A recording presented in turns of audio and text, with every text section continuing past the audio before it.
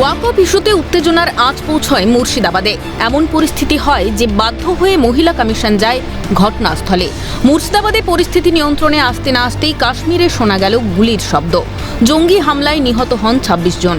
বৃহস্পতিবার এই দুই ঘটনার প্রতিবাদে পূর্ব মেদিনীপুরের হেড়িয়াতে মিছিল ও পথ অবরোধ করে বজরং দল বিশ্ব হিন্দু পরিষদ। দীঘা নন্দকুমার ১১৬B জাতীয় সড়কের হেড়িয়ায় বোগা রোডে ইলেকট্রিক অফিস থেকে মাধাখালী রোডে স্কুল গেট পর্যন্ত মিছিল চলে। এরপর জাতীয় সড়ক অবরোধ করে আগুন জ্বালিয়ে বিক্ষোভ দেখানো হয়। উপস্থিত ছিলেন কাঁথি জেলা দক্ষিণবঙ্গ প্রান্ত বজরং দল সহ সংযোজক নান্টু খালুয়া, কাঁথি জেলা সহ সম্পাদক সৃজিত মাইতি সহ অন্যান্য নেতাকর্মীরা।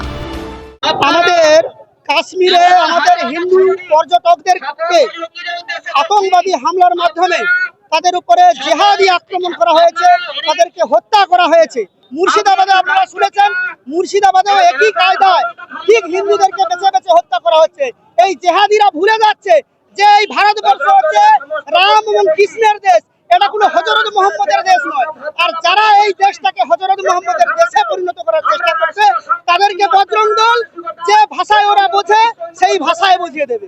এই মৌলবাদী দিনের পর দিন মাথা চাড়া দিয়ে উঠছে, সেই কারণের জন্য বজরং দলও যে রাস্তায় নেমে প্রতিবাদ করতে জানে, হিন্দুদের রক্ষা করতে জানে, সেটা আজ তার নমুনা।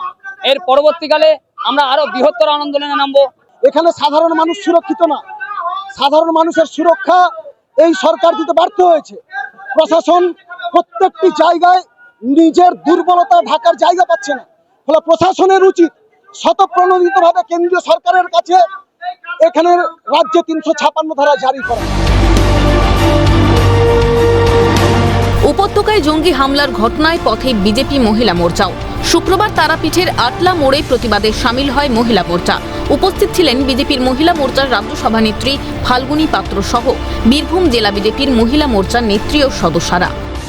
শুধু কাশ্মীর নয়, যেভাবে আমাদের মালদা, মুর্শিদাবাদ, পশ্চিমবঙ্গেও যে জঙ্গির অবাধ বিচরণ রয়েছে তার বিরুদ্ধে আমরা পাকিস্তানের বিরুদ্ধে আজকে আমরা এই পতাকা পুড়িয়ে আমরা তার প্রতিবাদ করি। ২৬টি পতাকা কেন?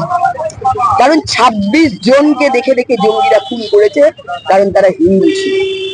একমাত্র হিন্দু হওয়ার অপরাধে, অর্থাৎ এই জঙ্গিরা, এই মৌলবাদীরা, এই সন্ত্রাসবাদীরা কেবলমাত্র হিন্দু হওয়ার অপরাধে তাদের খুন করছে।